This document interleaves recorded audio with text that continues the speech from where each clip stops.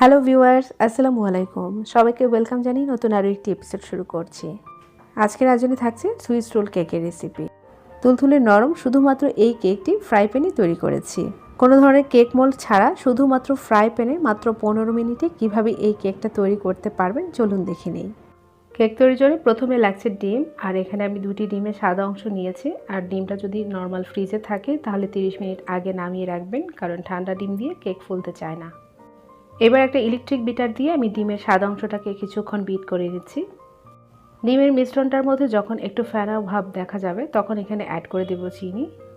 এখানে আমি half cup চিনি নিয়েছি, আর হাফ কাপ চিনি থেকে অর্ধেকটা পরিমাণ দিয়ে দিচ্ছি। বেশ কিছুক্ষণ বিট করার পর চিনিটা যখন গলে আসবে তখন আমি বাকি অর্ধেক চিনিটাও দিয়ে দিচ্ছি। আর যাদের কাছে ইলেকট্রিক বিটার নেই তারা চাইলে হ্যান্ড হুইক্স দিয়েও কাজটা করে নিতে পারে, তবে একটু সময় সাপেক্ষ। প্রায় 3 মিনিটের মতো বিট করার পর ডিমের ফোমটা কিন্তু অনেকটাই ফ্লাফি হয়ে গেছে। এই পর্যায়ে বিটারটা বন্ধ করার পর বিটারের কাটা থেকে যে পরিমাণ ডিমের সাদা অংশ আবার ফোমের গায়ে পড়ছে সেটা কিন্তু সাথে সাথে মিলিয়ে যাচ্ছে না। আর এইরকম অবস্থায় চলে এলে বোঝা যাবে যে ডিমের ফোমটা তৈরি হয়ে গেছে। এবার আমি কুসুম 2টা দিয়ে দিচ্ছি, আর কুসুমগুলো দিয়েও কিন্তু আমি আলতো হাতে বিট করে নেব। কুসুমটা যখন বিট করা হয়ে যাবে তখন আমি বিটারটা অফ করে দিচ্ছি। এ পর্যায়ে এখানে দিয়ে দিচ্ছি 1 চিমটি পরিমাণ লবণ, আর সাথে দিয়ে দিচ্ছি ফুড গ্রেডের ভ্যানিলা এসেন্স হাফ চা চামচ। এই ভ্যানিলা এসেন্সের ফ্লেভারটা খুবই চমৎকার আসে। এবার একটা স্ট্রেনার নিয়ে নিয়েছি, আর স্ট্রেনারে সমান করে হাফ কাপ আর 1 টেবিল চামচ পরিমাণ আটা নিয়ে নিয়েছি। আর এখানে প্যাকেটের আটা হলে ভালো হয়, আপনারা চাইলে ময়দাও ইউজ করতে পারেন। আর এখানে দিয়ে দিচ্ছি 1 চা চামচের অর্ধেক পরিমাণ বেকিং পাউডার। সব কিছু একসাথে চেলে নেব, আর চেলে নেওয়ার পর একটা হুইক্সের সাহায্যে আলতো হাতে এটাকে মিশিয়ে নেব। এমনভাবে মেশাতে হবে যেন ডিমের ফোমটা কোনোভাবেই নষ্ট না হয়। এই পর্যায়ে তাড়াহুড়া করা যাবে না, একটু ধৈর্য ধরে আলতো হাতে এটাকে মিলিয়ে নিতে হবে। আর খেয়াল রাখতে হবে কোনোভাবেই যেন ডিমের ফোমটা নষ্ট না হয়ে যায়। আর একটু জোরে মিশিয়ে নিয়ে যদি ডিমের ফোমটা নষ্ট হয়ে যায় তাহলে কিন্তু কেকের পারফেক্ট রেজাল্ট আর পাওয়া যাবে না। মিশ্রণটা মেশানো হয়ে গেছে, আর কেকের ব্যাটারটাও তৈরি হয়ে গেছে। ব্যাটারের ঘনত্বটা আমি একটু দেখিয়ে দিচ্ছি। এবার একটা ফ্রাই প্যানে কিছুটা তেল ব্রাশ করে নিয়েছি আমি। আপনারা চাইলে এটা মোল্ডের মধ্যেও বেক করতে পারেন। আমি যেহেতু ফ্রাই প্যানে করবো সেজন্য ফ্রাই প্যানে আমি দিয়ে দিচ্ছি। এবার সম্পূর্ণ ব্যাটারটা আমি ঢেলে নিচ্ছি। এবার আলতো হাতে একটু ট্যাপ করে নেব যেন এর মধ্যে বড় বড় বাবলসগুলো ফেটে যায়। এবার ঢাকনা দিয়ে ঢেকে চুলায় একেবারে লো আছে এটাকে আমি চড়িয়ে দেব। আর ঢাকনার মধ্যে যে হোল আছে সেটা আমি একটা কটন বাড দিয়ে বন্ধ করে দিচ্ছি।